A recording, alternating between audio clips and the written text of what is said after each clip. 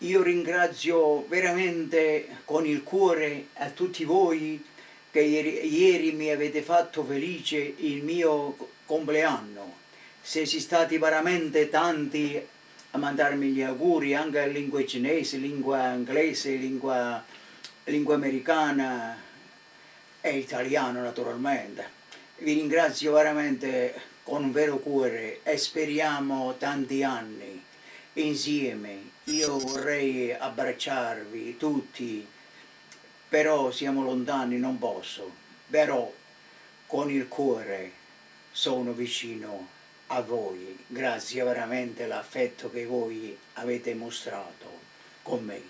Adesso dedico una bellissima sonata e cerco veramente che riesco a farla bene.